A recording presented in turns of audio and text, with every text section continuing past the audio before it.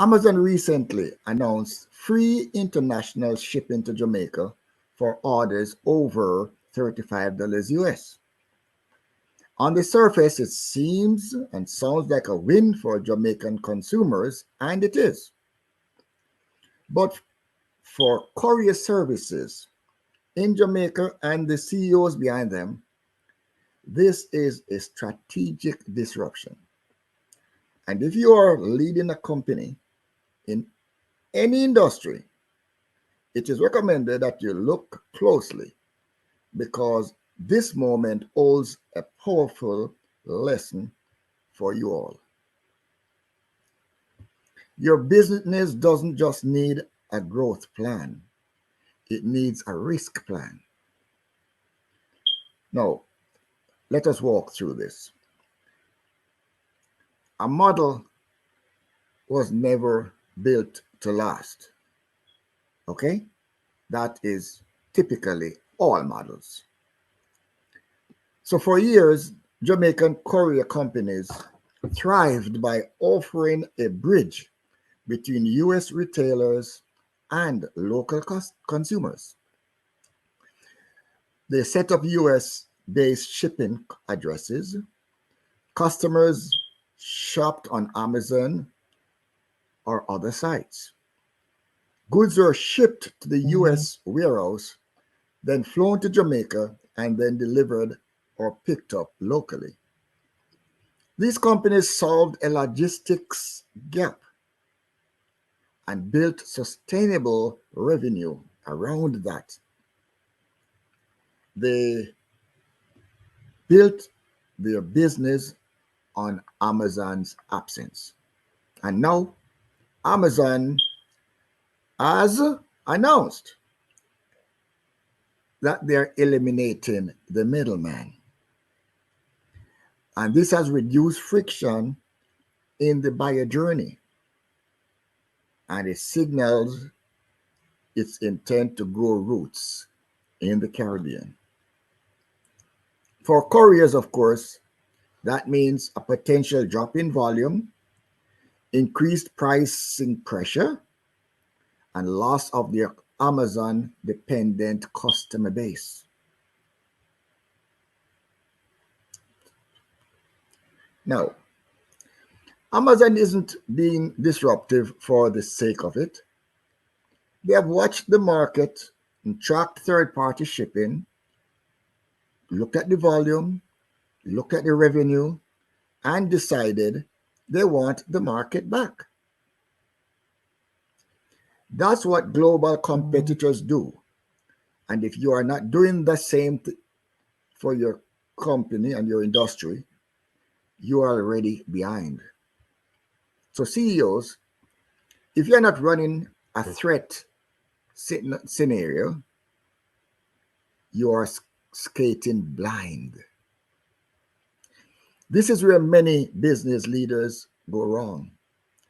They obsess over growth, revenue, hiring expansion, but neglect to build strategy around risk. They forget that the most dangerous time in business is when everything is going well. Now,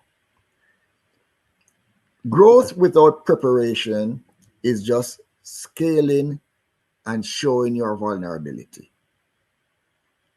The bigger you grow, the more visible you are. In Jamaica, there's a saying that says, the higher the turkey climb, it's the more it is exposed. Every CEO should be asking, what happens if my biggest supplier becomes my competitor? What if a global player decides to enter my market? What would cause my most profitable product to lose relevance overnight? These are hard questions, but the companies that survive disruption are the ones who ask and answer them early. So, what should smart dealers do next, now that we have brought to your attention that you're vulnerable. If you're in a similar position or simply committed to future proofing your business, now here's where to start. Reassess your value proposition. Why do customers choose you? And will they still matter when a bigger, faster, cheaper option enters the market? Think about that. Then diversify your revenue stream or your product line. Avoid leaning on one customer or one customer type or one type of channel or one type of product. Build flexibility into your growth. Third, I would say make risk assessment a quarterly practice. Okay? It's like when you leave your home. When you come home, what do? You check the back door to make sure no one broke in. You check your windows. You check your vulnerable spots. You should do this with your business on a quarterly basis. Yes, look beyond the now. You're busy managing day to day, but the CEO's job is to look ahead, to see the iceberg before the ship hits it. And don't be caught off guard. Amazon didn't break any rules. They played the game better. And they remind all of us that market advantages are rented, not owned. Even if you develop a brand new product and you have 100% of the market, you are renting that market. You don't own that market. So now I will ask you this question. Where is your business most exposed? Who is coming for your customers? Who is out there looking at your customers and licking their lips when they realize that you have no defense against them taking your customers? Are you reacting or are you ready to defend your customers? The most successful CEOs are paranoid when it comes to protecting their business, knowing that the more successful you are, it's the more visible you are. And the more visible you are, it's the most vulnerable you are.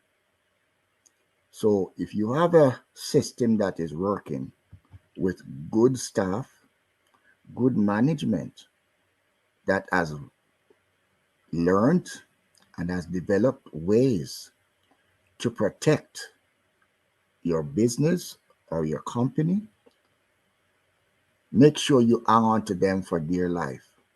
Because sometimes the difference between success and failure is dependent on the input of one employee or one manager who glues all the pieces together.